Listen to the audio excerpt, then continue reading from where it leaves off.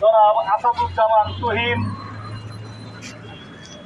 নৃশংসভাবে তাকে কুপিয়ে দিবালোকে হত্যা করেছে। সত্য ও বস্তুনিষ্ঠ সংবাদ পরিবেশনের জন্য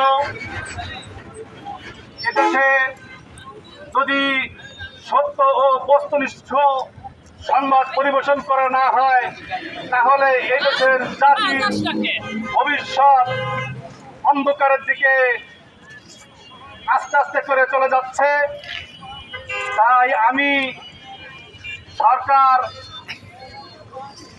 অবশ্যই সবিনয় নিবেদন জানাবো যে অপরাধ বাংলাদেশ থেকে নির্মূল করতে হলে অবশ্যই সাংবাদিকদের স্বাধীনতা দিতে হবে, তাদের রাষ্ট্রীয় নিরাপত্তা নিশ্চিত করতে হবে। যদি তাদেরকে রাষ্ট্রীয়ভাবে নিরাপত্তা নিশ্চিত করা না হয় তা না হলে কি হবে, দেশে আস্তে আস্তে করে অপরাধ ছড়িয়ে পড়বে, দেশে দুর্নীতিবাজরা দুর্নীতি করবে, টেন্ডারবাজরা টেন্ডারবাজি করবে, ছিনতাইকারীরা ছিনতাই করবে, ডাকাতরা ডাকাতি করবে।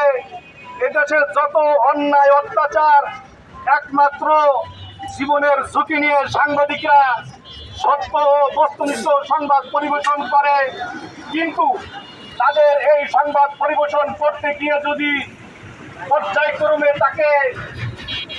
তাদেরকে হত্যা করা হয় তাহলে এই দেশ থেকে সাংবাদিকরা আস্তে আস্তে কলম সৈনিকরা স্তব্ধ হয়ে পড়বে। তাতে কি হবে, সংবাদপত্র এবং দেশের আইন শৃঙ্খলার অবনতি হবে, দেশের অরাজকতা বৃদ্ধি পাবে।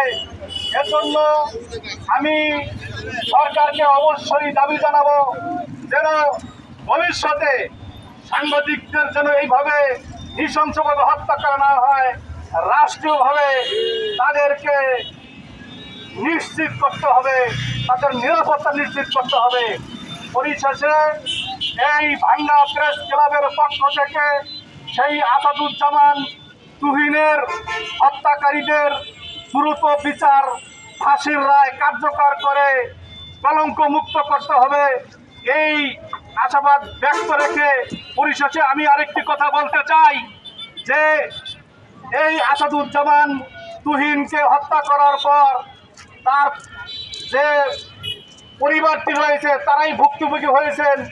আমরা দূর থেকে শুধু হাহাকারি করতে পারছি এবং শুধু মুখেই আমরা বলতে পারতেছি বা আমরা প্রতিবাদ জানাইতেছি, কিন্তু এই পরিবারটি নিঃস্ব হয়ে গেল, তার সন্তানরা এতিম হয়ে গেল, তার স্ত্রী বিধবা হয়ে গেল, তার বাপ মা